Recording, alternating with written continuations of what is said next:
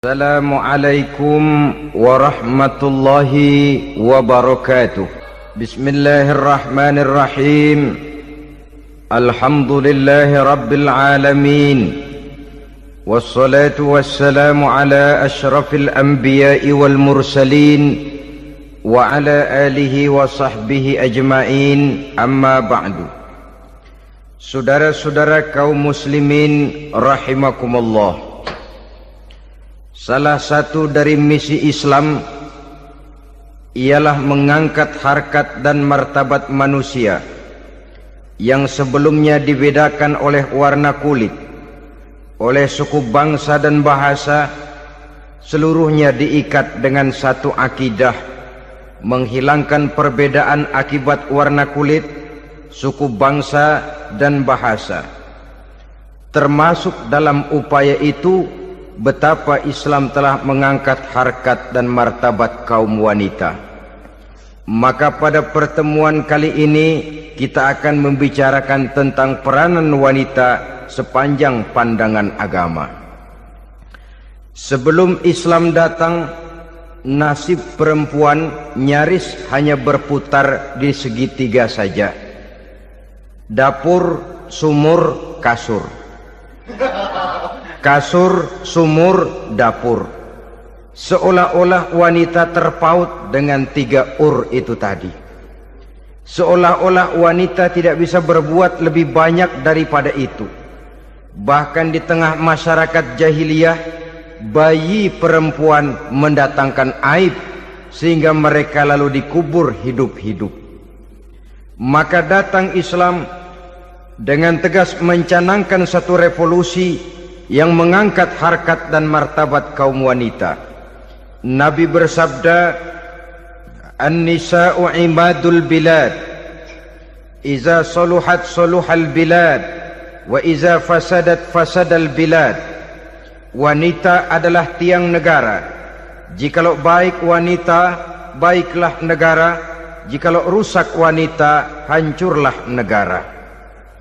Dalam berbagai ayat Al-Quranul Karim menjelaskan tentang wanita dan peranannya.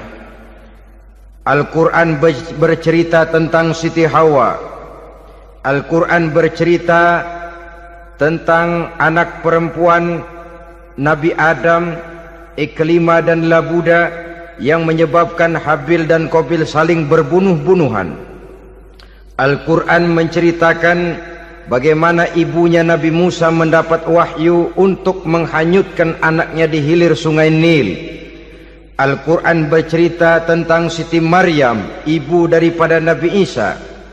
Al-Quran bercerita tentang dua putri Nabi Yusuf, yang akhirnya salah satunya menjadi istri daripada Nabi Musa. Pun Al-Quran bercerita tentang Ratu Balkis, seorang wanita yang menjadi penguasa di negeri Sabah, yang demikian besar pengaruhnya dan wawasannya. Dan banyak lagi Al-Quran menceritakan keadaan kaum wanita, sampai-sampai dalam Al-Quran ada satu surah yang dinamakan surah An-Nisa. Ini seluruhnya berarti bahwa Al-Quran telah menempatkan kaum wanita dalam satu posisi yang mulia dan terpuji. Al-Quran memberikan emansipasi, bahwa wanita berhak mengejar kemajuan sebagaimana halnya kaum laki-laki. Tetapi sungguh pun demikian, Al-Quran tetap memberikan batasan-batasan sepanjang emansipasi itu tidak bertentangan dengan kodrat kewanitaan itu sendiri. Kalau persamaan dan kemajuan, kalau emansipasi dan hak asasi sudah tidak sesuai lagi dengan kodrat kewanitaan, pada akhirnya bukan mengangkat harkat dan martabat kaum wanita, justru malah merendahkan derajat dan martabat kaum wanita itu sendiri. Seperti sebagian besar wanita ini, mereka berteriak menuntut tentang persamaan hak, tapi mereka melupa apa batasan daripada persamaan hak itu sendiri. Sesungguhnya Islam dengan segala konsepsinya yang mengangkat martabat kaum wanita itu memberikan keleluasaan kepada kaum wanita untuk maju bersama laki-laki sepanjang tidak menginjak-injak kodrat kewanitaan itu sendiri. Kalau sudah sampai kepada menginjak kodrat kewanitaan, maka akan merendahkan martabat kaum wanita. Sebab apa? Secara fisik dan psikis agaknya memang laki-laki sudah ditakdirkan oleh Allah untuk menjadi pembimbing bagi kaum wanita. Walaupun tidak tertutup kemungkinan wanita tampil sebagai pemimpin, tetapi dari segi fisik biologis misalnya, laki-laki itu diciptakan kekar, kuat untuk memikul dan melaksanakan tugas-tugas yang berat. Sedangkan perempuan pada umumnya adalah lembut, ayu, lemot, denok, geboy, dan lain sebagainya. Maka kalau kita baca sejarah, Allah itu belum pernah mengutus rasul perempuan. Semua rasul laki-laki. Sebab apa? Secara fisik biologis tugas kerasulan lebih dimungkinkan oleh seorang laki-laki. Tugas rasul itu berat. Kadang-kadang perang, dicaci maki, berhadapan dengan ujung tombak, ujung pedang dan lain sebagainya. Makanya seluruh rasul laki-laki, dan Allah belum pernah mengutus rasul perempuan. Dari segi lain, perempuan itu banyak terhalang untuk melaksanakan ajaran agama. Misalnya 1 minggu dalam sebulan perempuan itu terkena cuti khusus, mengalami masa menstruasi, tidak sholat, tidak puasa, tidak melaksanakan ajaran agama yang tidak dibolehkan pada saat menstruasi itu. Kalau ada rasul perempuan, lalu saat malaikat akan menyampaikan wahyu, kebetulan rasulnya sedang wah, itu bisa balik-balik lagi malaikat Jibril ke langit itu. Mau turun nyampein wahyu, balik lagi ke atas, ditegur, kenapa balik lagi Jibril? Rasulnya lagi head.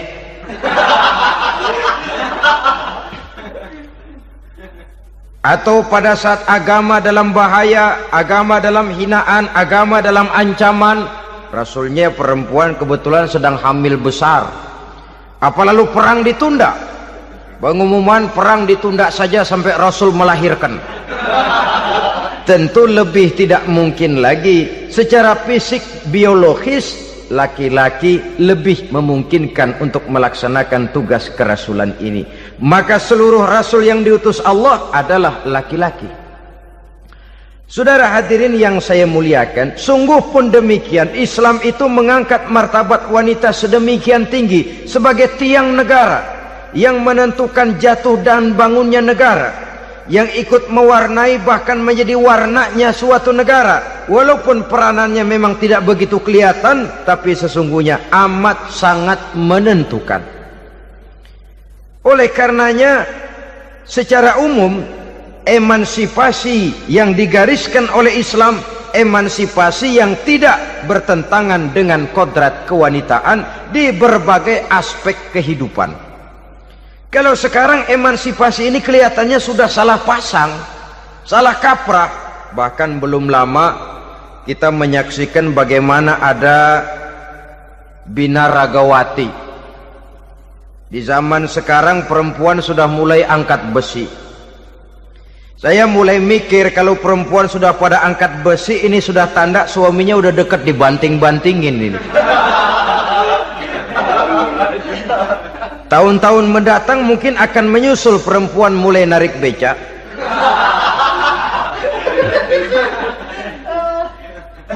Nampaknya kan sudah tidak lagi mengindahkan kodratnya sebagai wanita. Ada olahraga yang hanya pantas dikerjakan oleh laki-laki.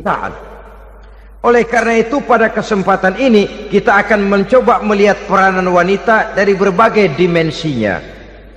Yang pertama, peranan wanita sebagai istri. Adalah Rasul memilih istri pertamanya Sayyidatuna Khadijah radhiyallahu anha. Kalau pilihan utama beliau pertama kali nikah dengan Siti Khadijah, jelas itu pilihannya bukan karena kecantikan. Kenapa? Beliau nikahi Siti Khadijah dalam usia 40 tahun Khadijah dan 25 tahun Rasul. Statusnya janda pula. Kalau beliau seorang pemburu kembang, pemburu bunga, kenapa mesti nikah dengan janda berumur 40 tahun? Sedangkan beliau waktu itu masih berumur 25 tahun. Apa sasaran utamanya? Bisa kita lihat nanti. Setelah beliau diangkat menjadi Rasul, ternyata Khadijah lebih daripada seorang istri. Beliau masuk ke dalam staf Nabi. Orang lain beliau belum beriman, beliau malah beriman lebih dahulu sebagai perempuan pertama yang masuk Islam. Orang lain memusuhi Nabi, beliau malah mengorbankan hartanya untuk membantu perjuangan Nabi. Istri setia semacam ini, dengan peranannya sebagai istri yang sedemikian rupa, memberikan andil yang sangat besar bagi kesuksesan dan keberhasilan seorang suami. Yakinlah saudara, tidak ada seorang suami bisa meraih sukses yang besar, jadi apapun dia, profesi apapun yang dipegangnya, apa dokter, apa insinyur, apa pejabat pemerintah, apa politikus, apa ekonom, apa budayawan, apa kiai, apa mubalik, tidak ada yang bisa meraih sukses yang besar tanpa peran serta istrinya, walaupun tidak begitu kelihatan dan nampak oleh pandangan mata yang zahir. Sebaliknya, seorang istri bisa mempengaruhi suaminya. Seorang suami yang jujur, polos, lugu, sederhana, bisa jadi koruptor ulung kalau didorong-dorong oleh istrinya. Seorang istri Pak Lurah memang tidak ikut mengatur kelurahan, tapi dia bisa mewarnai suaminya. Seorang istri gubernur memang tidak ikut mengatur provinsi, tapi dia bisa mewarnai suaminya. Sepanjang warnanya positif, tentu sangat baik dan sangat diharapkan. Tetapi kalau warnanya negatif, kiamatlah akibatnya umat ini. Oleh sebab itu, peran pertama dari kaum wanita sesungguhnya adalah sebagai istri yang mendampingi suami untuk mengolah dan melaksanakan tugas-tugas besar. Dari seorang yang paling kecil sampai kepada seorang yang punya jabatan paling tinggi sekalipun, pengaruh dan peranan istri memang sangat menentukan. Saudara hadirin kaum muslimin rahimakumullah, itulah sebabnya Nabi menikah dengan Siti Khadijah, dan lebih dari itu, sebelum menikah dengan Nabi, Siti Khadijah itu sudah terkenal sebagai pengusaha wanita, business girl kalau bahasa sekarang ini. Bahkan jaringan bisnisnya tidak hanya Mekah saja, tidak hanya antar kota, bahkan sudah antar negara, dari Mekah ke Syam, dari Mekah ke Madinah dan lain sebagainya, yang bahkan kita tahu Rasul pada mulanya pun ikut membantu perdagangannya Siti Khadijah radhiyallahu anha ini. Jadi kalau bercermin dari karier Siti Khadijah, boleh saja wanita bergerak di bidang bisnis, asal memang profesi, bukan karena dengan senjata dan modal kecantikan lalu membujuk dan merayu orang sampai telat sehingga bisnisnya berjalan lancar dengan jalan menjual kecantikannya. Tidak, bergerak di bidang bisnis yang memang profesinya di situ. Tidak ada salahnya. Bisa saja perempuan menjadi business girl seperti yang dicontohkan oleh Siti Khadijah radhiyallahu anha ini. Sebab itu, kontes-kontesan yang hanya bertitik kepada rupa yang ayu saja, rupa yang cantik saja, sesungguhnya bukan hanya tidak bermanfaat, tapi saya pikir juga sangat tidak mendidik. Yang mengajar anak-anak remaja putri kita untuk berlomba-lomba hidup dalam kepalsuan. Alis mata palsu, hidung pesek dimancungin palsu, operasi plastik. Alis matanya dikerik, bikin yang palsu. Tai lalat lagi bikin yang palsu. Gincu bibir dimerahin, palsu. Seluruhnya hidup dalam kepalsuan. Akan lebih baik kalau kita ini misalnya mengadakan kontes yang menitik beratkan kepada ketinggian IQ, kecerdasan, kemampuan, skill, keahlian dan kemampuan. Tidak hanya dititik beratkan kepada rupa yang ayu dan cantik semata-mata. Sebab di samping manfaatnya diragukan, juga sangat tidak mendidik buat generasi yang akan datang. Terutama ibu-ibu, peran utama wanita sesungguhnya adalah sebagai istri mendampingi suami dalam melaksanakan tugas-tugas besar. Satu hari serombongan ibu-ibu pernah datang menghadap Rasul mengajukan satu resolusi, protes kalau bahasa kita sekarang. Ya Rasul, ada apa bu? Kalau laki-laki sih enak. Enak bagaimana? Iya, kalau orang laki-laki sholat, perempuan sholat. Laki-laki puasa, perempuan puasa. Laki-laki pergi haji, perempuan pergi haji. Laki-laki menuntut ilmu, perempuan bisa menuntut ilmu. Tapi kalau laki-laki pergi jihad, perang membela agama, kami perempuan tidak bisa ikut jihad perang di medan pertempuran. Padahal pahala jihad sangat besar dan kami ingin mendapat pahala jihad. Tidak adil kalau begini ya Rasul, izinkan kami pergi jihad. Ini perempuan di zaman Rasul, kalau ada kebaikan tidak bisa ikut, rasanya rugi bukan main, lalu protes. Apa jawab Rasul? Beliau senyum. Ibu-ibu jangan khawatir, walaupun ibu-ibu tidak maju ke medan perang, ada ibadah yang pahalanya sama dengan pahala jihad itu. Apa ya Rasul? Beliau menjawab, jihadukunna fi baitikunna. Jihadnya ibu-ibu, jihadnya kaum wanita adalah di rumah tangganya sebagai istri.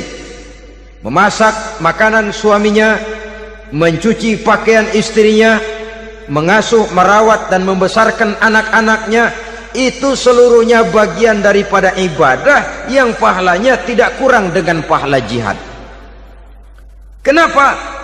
Al-Quran itu memberikan sesuatu sesuai dengan kedudukannya.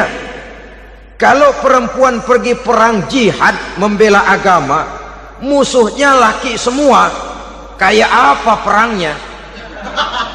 Itu musuhnya bisa nggak mau pakai pedang, perangnya udah gulat aja udah. Sehingga Rasul lalu memberikan satu jalan keluar yang membuat wanita-wanita itu lega. Jihadukunna fi baitikunna. Ibu-ibu sih tidak usah khawatir, jihad ibu adalah di rumah tangga ibu-ibu semua. Sejak bangun tidur sampai tidur kembali, nyaris kaum ibu itu 24 jam pekerjaannya. Sebagai istri, dia melaksanakan jihad di rumah tangganya. Peranan wanita yang pertama adalah sebagai istri, yang walaupun tidak kelihatan dan menonjol seperti halnya laki-laki, tapi sangat mewarnai, bahkan menjadi warna dari tugas apapun yang dihadapi oleh suaminya. Dulu ada seorang orator, kalau pidato hebat bukan main. Kalau dia bernada gembira, semua orang senyum. Kalau dia bercerita tentang sesuatu yang sedih, satu masjid orang nangis. Orang tanya kepadanya, Pak, bisa pidato begitu hebat, siapa yang bikin? Ya saya sendiri. Istrinya dari belakang bilang, tidak, yang bikin pidatonya hebat saya. Kata suaminya, mana bisa, saya, kata istrinya. Kalau saudara tidak percaya, tunggu Jumat depan, dia khutbah Jumat, saya akan bikin khutbahnya tidak hebat, kata istrinya. Sudah hari Rebo, siap-siap mau bikin konsep khutbah, baru mau nulis, datang istrinya, Bang, tolong pegangin anak, saya mau ke warung. Mau bikin konsep lagi, kata istrinya, Bang, tolong ini, tolong itu, tolong ini. Sampai mau berangkat khutbah Jumat, khutbah belum selesai dibikin. Begitu naik mimbar, kehabisan bahan. Sudah 10 menit masih ama ba'du. Ini yang dengar heran, ini orang kok bicaranya bisa cuma amat sama badu saja. Di situ kelihatan saudara-saudara betapa peran serta istri yang walaupun tidak kelihatan oleh pandangan mata yang zahir, tapi teramat sangat menentukan. Sekali lagi, tidak ada seorang suami bisa sukses jadi apapun dia tanpa peran serta istrinya di rumah. Tidak ada kemajuan yang bisa diperoleh kalau tidak karena peran serta istrinya di rumah. Tidak ada kesuksesan yang bisa diraih tanpa keikutsertaan daripada istrinya di rumah. Walaupun suaminya yang dikenal orang, suaminya yang dipuji orang, suaminya yang disanjung orang, bagian besar tetaplah saham dan andil daripada istrinya yang di rumah itu. Ini makna an-nisa imadul bilad. Wanita adalah tiang negara. Jikalau baik wanita, baik negara. Jikalau rusak wanita, hancur negara. Karena wanita, negeri Sabah menjadi terkenal tentram, aman, wawasan politiknya luas. Seorang semacam Cleopatra bisa menaklukkan Julius Caesar. Dan begitu selanjutnya. Banyak cerita-cerita betapa wanita yang berperan di belakang layar ini bahkan bisa menggoyangkan negara. Bahkan yang paling dekat saja contoh dengan kita, Senator Gary Hart.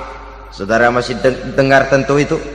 Betapa harus terpaksa mengundurkan diri dari pencalonan presiden Amerika karena kasusnya dengan Donna Rice itu, dengan hostess itu. Betapa di sini seorang perempuan atau seorang wanita sanggup membongkar seseorang yang punya masa depan ceria untuk menuju kursi kepresidenan dari suatu negara adidaya seperti Amerika, bisa gagal berantakan karena skandalnya itu. Apa penyebabnya? Wanita. Tapi wanita juga bisa menyebabkan menjadi cambuk majunya laki-laki. Wanita juga bisa menghancurkan dan mengubur laki-laki. Saudara hadirin yang saya muliakan, ia memang kelihatannya makhluk yang lemah, tapi di balik kelemahannya itu sesungguhnya dia bisa menelan laki-laki yang bagaimanapun besarnya. Saudara-saudara kaum muslimin rahimakumullah, terutama ibu-ibu yang saya hormati, jadi peranan yang pertama wanita sebagai seorang istri. Yang kedua, wanita sebagai ibu. Ini juga sangat besar pengaruhnya dalam membentuk generasi masa yang akan datang. Bapak, oleh karena kesibukan tugasnya, tentu lebih banyak di luar rumah. Yang nyaris 24 jam di rumah itu ibu. Bagaimana dia merawat anaknya, bagaimana dia menaruh perhatian terhadap anaknya, bagaimana ia melimpahkan kasih sayang kepada anak-anaknya, akan membentuk kepribadian anak dan artinya membentuk generasi yang akan datang. Kalau seorang ibu sudah cuek-cuek saja kepada anaknya, padahal Quran mengatakan al-jannatu tahta aqdamil ummahat, surga di bawah telapak kaki ibu. Hadis ini bisa kita artikan macam-macam. Pertama, anak tidak akan mendapat kebahagiaan tanpa ridho daripada ibunya. Kedua, ibu adalah wanita agung yang harus ditaati. Ketiga, neraka atau surga anak bergantung kepada ibu, bagaimana dia mewarnai anak. Kalau ibunya cuek-cuek saja sama anaknya, dan sering jadi contoh klasik, kalau anak ayamnya beduk maghrib belum pulang, satu RT dicariin, hansip diundang, kalau perlu dan ramil dilaporin. Tapi kalau anak gadisnya jam 12 tengah malam belum pulang, ibu tenang-tenang saja Pak. Tidak tergerak dan tidak tertarik hatinya. Ya tentu tidak semua. Kalau sudah begitu, bukankah hakikatnya ibu sudah menciptakan neraka buat anaknya sendiri? Khalil Gibran dalam satu tamsil yang indah pernah mengatakan, kalau kita diberikan sebutir mutiara, sebutir intan, dan intan itu sebutirnya sebesar telur ayam, benda yang sangat langka dan berharga, tentu kita sayang intan atau mutiara itu. Kita jaga baik-baik, kita simpan dalam kotak, kotaknya kita kunci, kotak itu kita simpan di dalam lemari, lemarinya kita kunci lagi. Lemarinya ada di dalam kamar, kamarnya pakai pintu, pintunya kita kunci lagi. Kamar itu ada dalam rumah, rumahnya pakai pintu, dikunci lagi. Kemudian rumahnya pakai pintu gerbang besar, gerbangnya juga digembok lagi. Untuk menjaga intan itu jangan sampai hilang, begitu usaha kita berlapis-lapis. Dan intan itu sudah diberikan kepada kita, kata Khalil Gibran. Apa dia? Anak-anak yang diamanahkan Allah kepada kita. Itu intan-intan mahal, itu mutiara-mutiara pilihan yang dititipkan dan diamanahkan untuk kita jaga sebaik-baiknya. Haruskah dia sia-sia di tangan kita? Haruskah dia merana jatuh di tangan ibu yang tidak punya tanggung jawab? Saudara hadirin yang saya muliakan, oleh karenanya peranan sebagai ibu ini sangat menentukan bagi pembentukan generasi yang akan datang. Salah ibu mengarahkan anak, akan lahir generasi mendatang yang tidak kita harapkan. Sehingga Nabi bersabda, kullu mauludin yuladu 'alal fitrah fa abawaihi yuhawwidanihi aw yunassiranihi aw yumajjisanihi. Setiap bayi dilahirkan dalam keadaan suci. Setiap bayi dilahirkan dalam keadaan bersih, tidak punya dosa. Islam tidak mengenal dosa warisan. Semua saja bayi lahir dalam keadaan suci dan bersih. Kalau demikian lalu bagaimana? Kata Nabi, ibu bapaknya lah yang kelak akan menjadikan anak itu sebagai Yahudi, yang kelak menjadikan itu anak itu sebagai Nasrani, atau menjadikan anak itu sebagai Majusi. Ibu bapaknya yang mewarnai anak. Ibaratnya anak itu kertas putih, mau ditulis tinta hijau warnanya hijau, mau ditulis tinta merah warnanya merah, mau ditulis tinta hitam pun warnanya hitam. Oleh karena itu pembentukan anak yang soleh secara mental sesungguhnya sudah diwarnai oleh kebiasaan ibu bapak dalam pergaulan di rumah tangganya secara mental. Sehingga dengan demikian saudara-saudara, salah kaprah ibu dalam mengarahkan anak-anaknya akan melahirkan generasi penerus yang sungguh-sungguh tidak kita harapkan, dan pada gilirannya akan membahayakan perkembangan bangsa dan negara, membahayakan kita sebagai suatu umat. Apalagi sekarang ini masih banyak orang-orang muslim, orang-orang tua muslim yang kadang-kadang menyekolahkan anaknya di sekolah yang membahayakan akidahnya, mematikan imannya, menghancurkan tauhidnya. Pokoknya asal bonafid keluar sekolah ada jaminan lapangan kerja. Perkara anak mau kafir mau murtad bukan urusan. Alangkah ironi dan sangat menyedihkan. Saudara-saudara yang saya hormati, jadi dari segi kaum wanita peranan ibu sangat besar. Dari segi anak, ketaatan kepada ibu, doa restu ibu akan membawa kepada kebahagiaan hidup. Doa ibu mustajabah, kutukan ibu manjur. Beberapa hikayat dan riwayat menjadi contoh dan tamsil buat kita betapa tidak ada satu kebahagiaan di dunia ini yang bisa ditegakkan tanpa doa restu daripada ibu. Pantas kalau dalam Al-Quran ada ummul kitab, ibunya atau induknya kitab. Tiap negara punya ibu kota, bapak kota tidak ada. Lalu lagi wawasan Nusantara disebut ibu pertiwi, bapak pertiwi kemana tahu. Saudara hadirin yang saya muliakan, lalu dalam peringatan hari-hari besar nasional ada yang namanya Hari Ibu. Hari bapak nggak pernah diperingati. Ada hari ibu, dan ibu itu pun ada Ibu Kartini, ada Ibu Dewi Sartika, dan macam-macam lagi yang seluruhnya merupakan refleksi dan gambaran betapa peranan kaum wanita di dalam kehidupan ini yang memang banyak mewarnai dan menjadi warna dari suatu kegiatan. Saudara-saudara kaum muslimin rahimakumullah, apabila yang pertama tadi kita melihat peranan kaum wanita sebagai istri, betapa ia berpengaruh besar dalam ikut menunjang keberhasilan dan kesuksesan suaminya. Kemudian pada peranannya yang kedua, wanita sebagai ibu di rumah tangga, betapa ia ikut membentuk, mempengaruhi, mewarnai dan membimbing kepribadian anak sebagai generasi penerus, maka pada peranan yang ketiga ini kita akan melihat wanita sebagai social agent, sebagai penggerak kegiatan sosial di berbagai bidang kehidupan.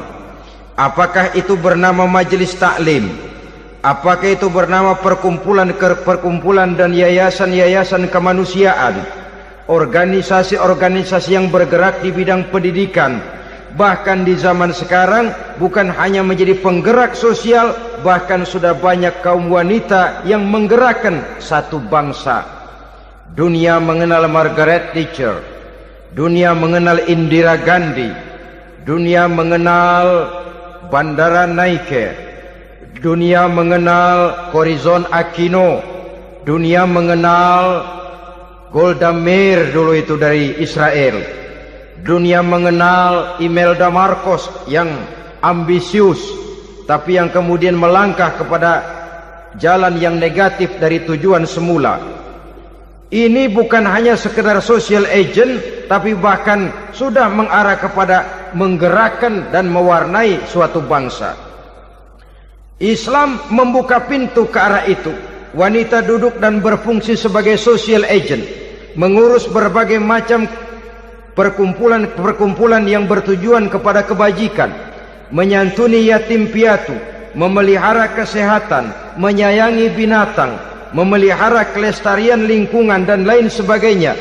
Islam membukakan pintu sepanjang peranan sebagai istri dan sebagai ibu tidak diabaikan.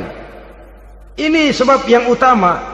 Salah seorang perempuan, kaum wanita, kalau terlalu aktif berorganisasi, terlalu aktif bermasyarakat, terlalu aktif dalam berbagai macam perkumpulan, lalu melupakan tugas utamanya sebagai istri dari suaminya, sebagai ibu dari anak-anaknya.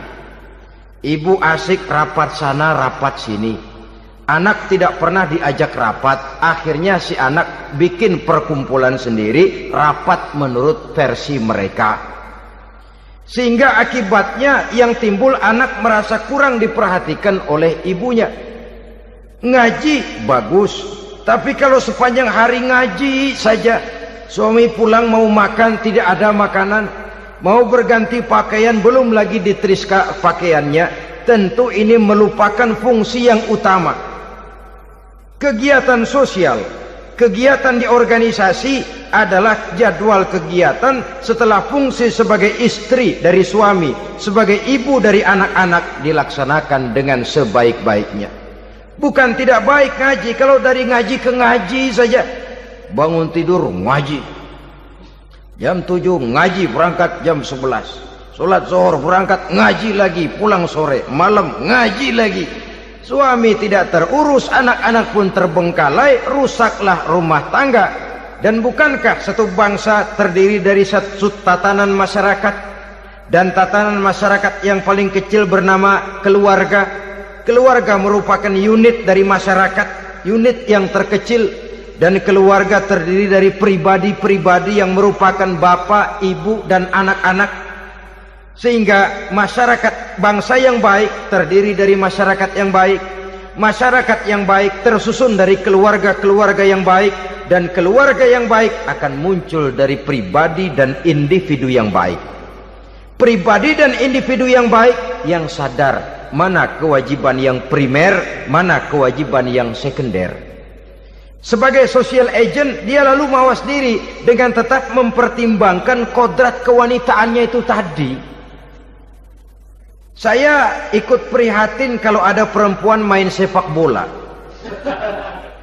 Dan saya yakin betul kalau perempuan main sepak bola, yang nonton pasti bukan nonton bola. Ya mungkin bola juga, tapi bola yang mana? Itu wallahu a'lam. Boy, ya dicari olahraga yang sesuai dengan kodrat kewanitaan begitu. Dicarilah olahraga yang sesuai dengan kodrat kewanitaan. Sepak bola sudah maju, ya belakangan saya katakan tadi muncul lagi wanita angkat besi. Belakangan bisa kita bayangkan wanita main tinju. Babak belur sudah kalau sudah begitu. Kemajuan dengan melupakan kodrat kewanitaan akan menyengsarakan kaum wanita itu sendiri. Silahkan maju menjadi social agent, menjadi penggerak di masyarakat. Para istri Rasul bisa kita jadikan satu figur. Siti Khadijah, figur sebagai istri pendamping yang setia. Dikala suaminya bingung, ia tampil memberikan pandangan.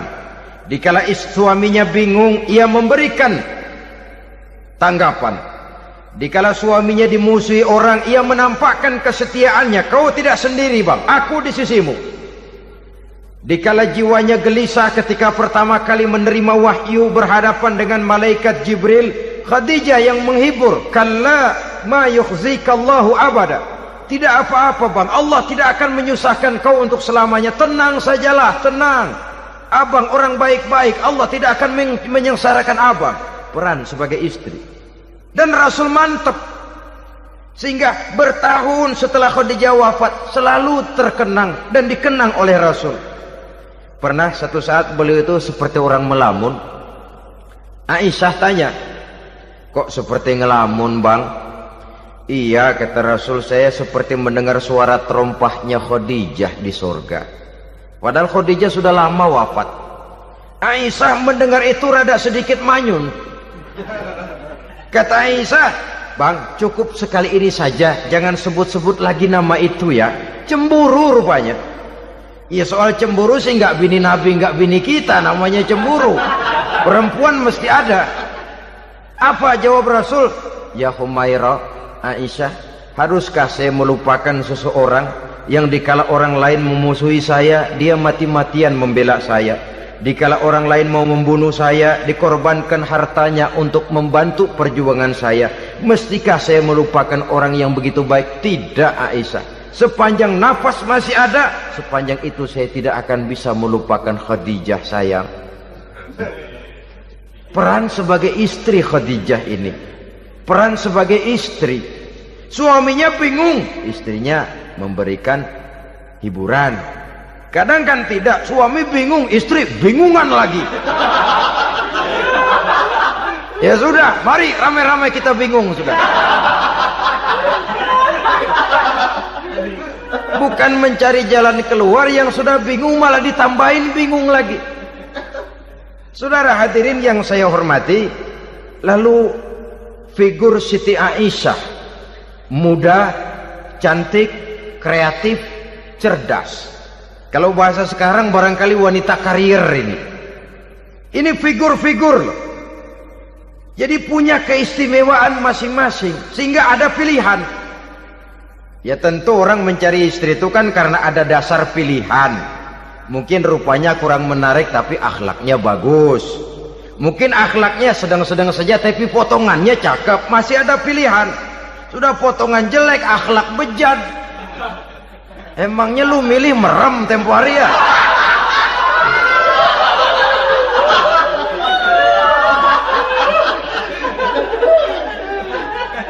Sudah nggak ada pilihan apa-apa.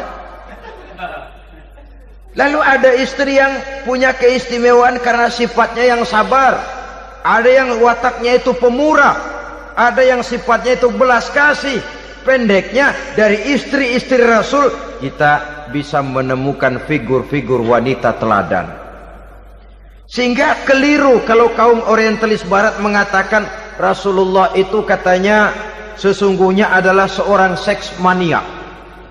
Istrinya banyak.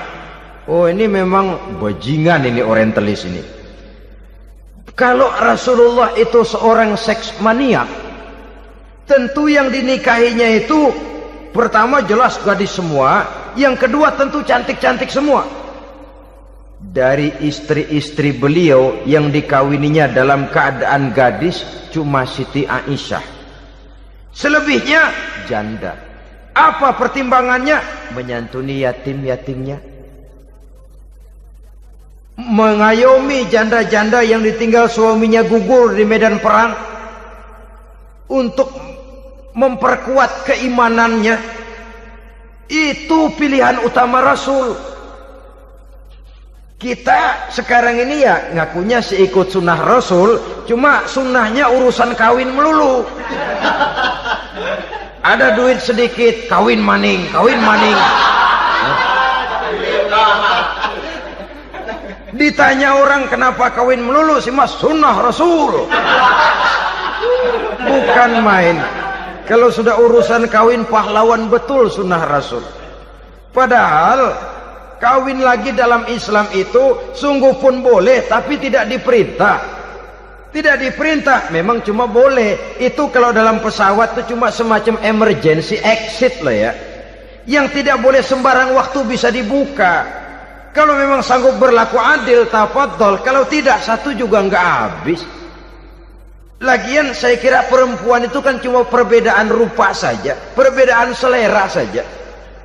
Seperti singkong dengan sate, bedanya kan cuma di tenggorokan. Kalau sudah masuk ke perut, kenyangnya kan sama.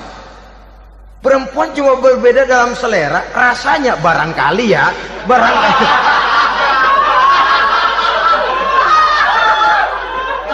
Barangkali tidak jauh beda.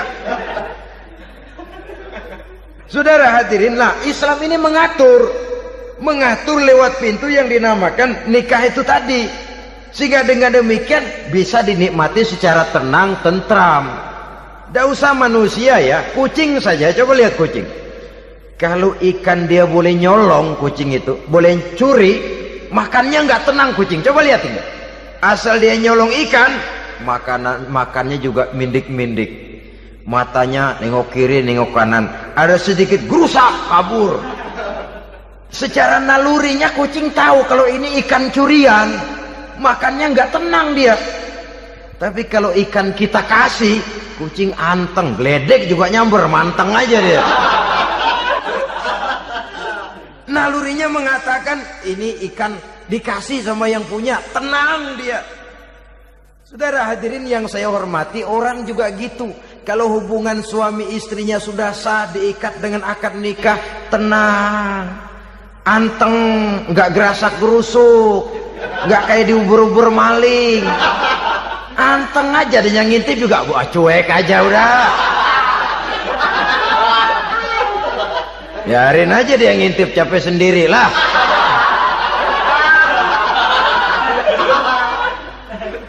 Tapi kalau nyuri-nyuri, coba lihat dah.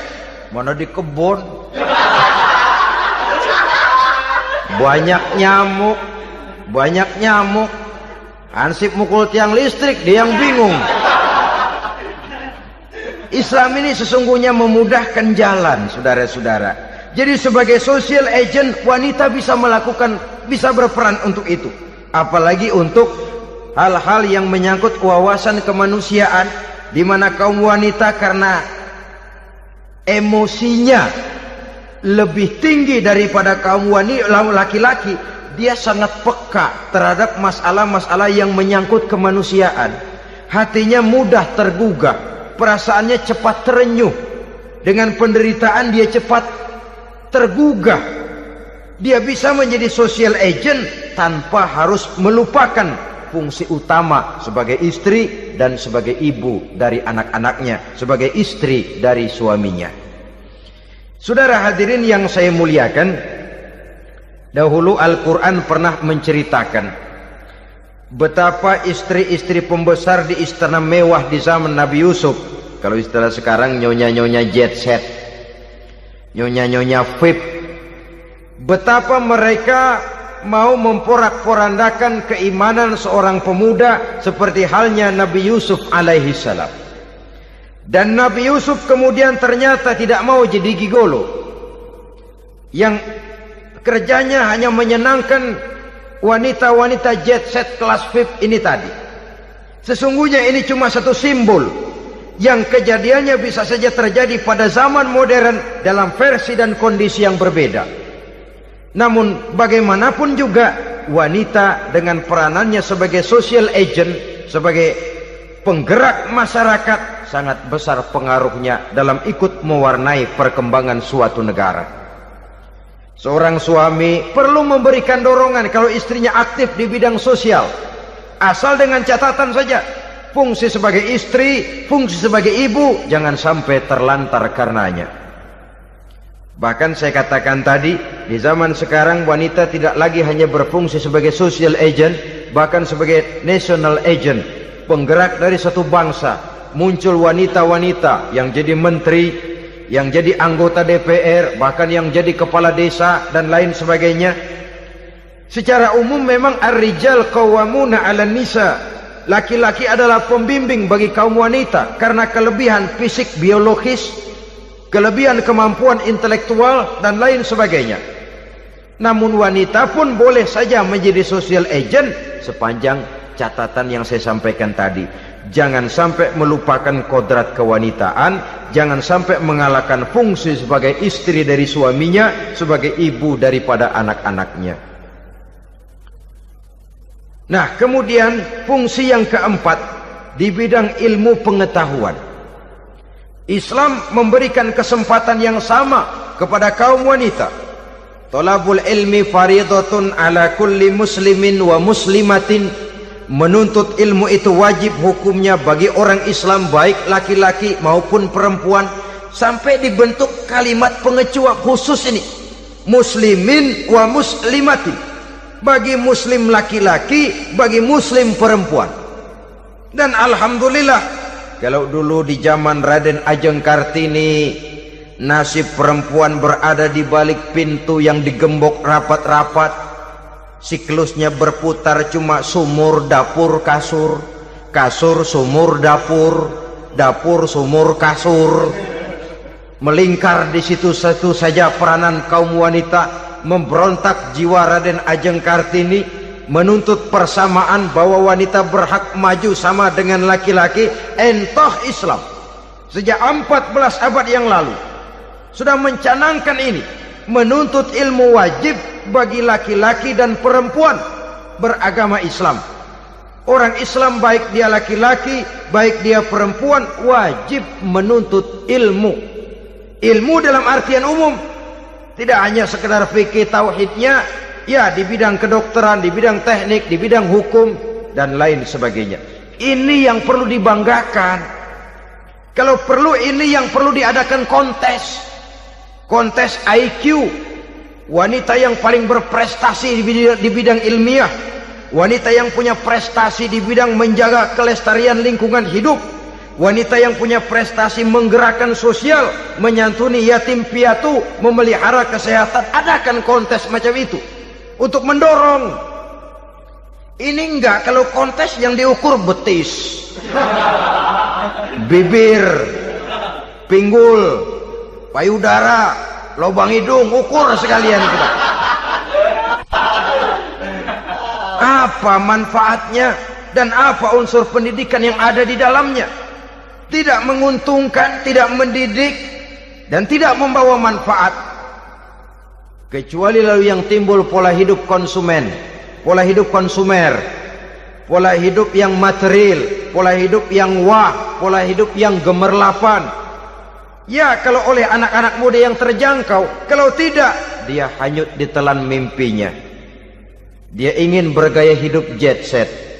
Sementara dia dihadapkan oleh kenyataan bahwa dia tinggal di kampung, ibu bapaknya orang kampung, dan lain sebagainya. Jiwanya berontak, terjadilah kegalauan, terjadilah kerancuan, terjadilah komplikasi, perang di batin antara keinginannya dengan lingkungan nyata yang dihadapinya.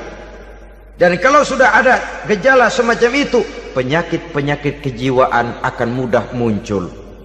Ini gejala terutama buat orang-orang yang tinggal di daerah transisi. Kota besar bukan, kampung banget juga enggak, daerah cekak. Akibatnya gayanya ya sering gaya enggak karu-karuan, gaya kepalang tanggung jadinya. Saudara hadirin yang saya muliakan, akhirnya apa? Santri tapi lagunya kayak koboi. Koboi tapi sesungguhnya santri. Saudara hadirin yang saya hormati, maka di bidang ilmu pengetahuan wanita mempunyai peranan yang sangat besar. Dia bisa tampil dengan karya-karya ilmiahnya yang membawa manfaat bagi perkembangan agama, bangsa dan negaranya. Majulah kaum wanita dengan ilmu pengetahuan, tuntutlah ilmu seluas-luasnya. Kita hidup di satu negara yang merdeka, kita beragama yang memberikan satu keyakinan bahwa menuntut ilmu merupakan kewajiban, bahwa peranan wanita tidak hanya di belakang dapur, lain sebagainya yang seluruhnya terpantul dari dinamika kehidupan kaum wanita. Saudara-saudara kaum muslimin rahimakumullah. Kemudian yang kelima, peranan wanita dalam bidang agama. Kita bersyukur sekarang ini gejalanya dimanapun pengajian, biasanya lebih ramai pengajian ibu-ibu dari bapak-bapak. Peringatan hari-hari besar keagamaan, biasanya lebih ramai ibu-ibu daripada bapak-bapak. Pengajian ibu lebih ramai. Padahal kalau bicara sibuk, lebih sibuk ibu daripada bapak misalnya. Kalau sudah pengajian bapak-bapak, biasanya pengajiannya ramai cuma 3 giliran itu.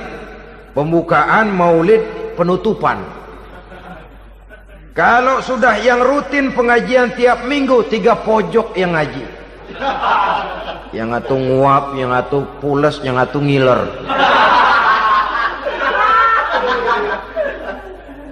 Saudara hadirin yang saya muliakan, ada badan kontak majelis taklim yang merupakan wadah daripada kegiatan ibu-ibu. Ada Ittihadul Muballighat, Persatuan Muballighat, ada Persatuan Para Asatizah, dan macam-macam lagi peranan ibu-ibu di dalam kehidupan beragama. Tapi sesungguhnya harus dimulai dari bagaimana si ibu mewariskan jiwa agama kepada anak-anaknya di rumah tangganya. Kalau itu gagal, dia mau melangkah ke masyarakat, dia sudah gagal sejak awal sesungguhnya. Keberhasilannya dia menata masyarakat akan mengakibatkan dia nanti bernasib seperti Nabi Nuh. Berhasil mengajak beberapa orang kafir mengikuti ajarannya, tapi gagal mengislamkan putranya sendiri Kan'an. Bukan tidak berusaha, tapi memang Allah sudah menghendakinya sedemikian untuk menjadi contoh buat kita semua. Yang penting orang tua berusaha dan berikhtiar. Kalau sudah berusaha dan berikhtiar, anak ternyata memang sulit diurus, barangkali memang fotokopinya Kan'an tuh anak. Ya orang tua kalau sudah berusaha, ya tawakallah. Jangan belum berusaha lalu berkata, jangan anak kita, anak Nabi aja ada yang bengal. Ngajar tidak mau, mengajar anak tidak mau, mendidik anak tidak mau, lalu mencontoh Nabi, salah kaprah namanya. Kaum wanita bisa berperan di dalam agama. Ketika Rasul hijrah, itu kan beliau tidak langsung ke Madinah. Dari Mekah itu beliau mengambil jalan arah ke kiri menuju Gua Sur. Ini dalam strategi militer punya makna sendiri. Jenderal yang ulung, ahli strategi militer ini. Di Gua Sur sana beliau tinggal 2 hari 3 malam. Siapa yang membawa makanan ke Gua Sur? Siapa yang menjadi kurir untuk mengintai kegiatan-kegiatan Quraisy setelah Nabi berangkat hijrah? Asma, putri Abu Bakar Siddiq radhiyallahu anhu. Jadi kurir, jadi spion, membawa makanan untuk Rasul dan ayahnya di Gua Sur. Ini peranan wanita. Di tengah bahaya, di tengah keadaan posisi terjepit, Rasul di dalam gua, diamatinya keadaan Quraisy, dilaporkannya kepada Rasul. Jasa seorang wanita bernama Asma, putri dari Abu Bakar Siddiq radhiyallahu anhu. Rabi'atul Adawiyah, seorang sayyidah sufiyah, ahli tasawuf yang terkenal dengan ajaran cintanya kepada Tuhan. Dia bisa menjadi tokoh wanita dalam gerakan sufi oleh karena kegiatannya di bidang agama, dalam arti mujahadahnya kepada Allah Subhanahu wa ta'ala. Dia korbankan bagian besar daripada hidupnya untuk mengabdi kepada Allah. Setelah suaminya meninggal, seumur hidup dia tidak pernah nikah lagi. Bukan tidak cantik, cantik. Bukan tidak ada yang mau, banyak yang meminang. Bahkan diantaranya termasuk Sufyan Tsauri, seorang tokoh juga, pernah mencoba meminang beliau. Kata Sufyan, Rabi'ah, bagaimana? Kamu kan janda? Iya. Lalu, lah saya kan duda. Jadi bagaimana? Daripada kita masing-masing sendiri-sendiri kan lebih baik kita join. Maksud kamu apa? Saya mau meminang kamu. Boleh? Tapi mas kawinnya saya minta engkau jawab 4 pertanyaan saya. Kalau bisa, diri saya seutuhnya saya berikan kepada kamu. Kalau tidak, tidak usah saja. In ajabtani fi 4 masail fa ana laka. Kalau engkau sanggup menjawab 4 pertanyaan saya, seluruh diri saya bulat-bulat saya serahkan kepada kamu. Yang pertama, Sufyan, semua orang kan bakalan mati. Iya. Ya soal mati sih sama, mati. Cuma hakikat mati kan lain-lain. Ada yang matinya itu husnul khatimah. Mati baik di akhirnya. Lagi ngaji, mati. Lagi baca Quran, mati. Lagi sholat, mati. Lagi dengar ceramah, mati. Lagi sodakoh, mati. Itu mati-mati yang su'ul khatimah. Ada yang mati itu mati yang husnul khatimah, maksud saya. Ada mati itu yang disebut su'ul khatimah, jelek di penghujungnya. Lagi nyekek botol, mampus. Lagi banting kartu, plak plak, habis. Lagi makan riba, mati. Lagi zina, mati. Lagi nipu, mati. Kira-kira kalau saya nanti mati, su'ul khatimah apa husnul khatimah? Loh, saya enggak tahu, kamu mati saja belum. Tidak bisa kamu jawab, tidak bisa. Yang kedua, setelah mati kita masuk ke alam kubur. Di kubur kita akan dapat nikmat kubur atau azab kubur. Hari itu kira-kira saya dapat nikmat apa dapat azab? Saya tidak tahu. Di padang mahsyar setelah ditimbang kita dapat kitab di tangan kanan kalau baik, di tangan kiri atau dari belakang kalau jahat. Hari itu saya dapat kitab di tangan kiri apa tangan kanan? Saya enggak tahu. Yang keempat, orang akan lewat di atas sirat. Yang selamat sampai surga, yang celaka sampai ke neraka. Kira-kira saya yang selamat apa yang celaka? Wah, kata Sofyan, gua nggak tahu, udah butak dah lempangan itu deh. Kalau kau tidak tahu, Sofyan, tidak bisa jawab 4 pertanyaan ini, maaf saja, lamaranmu saya tolak dan saya tidak akan nikah. Ini yang saya khawatir. Maka dia terkenal sebagai Sayyidah Sufiyah, tokoh wanita dalam dunia sufi. Dan artinya wanita bisa berperan banyak dalam bidang agama, sebagai pengasuh majelis taklim, sebagai pengasuh yatim piatu, sebagai gerakan-gerakan keagamaan yang positif dan lain sebagainya. Ini dimungkinkan karena Islam menunjang harkat dan martabat kaum wanita. Maka majulah kaum wanita Islam Indonesia dengan tetap menjaga kodrat kewanitaannya. Inilah yang kita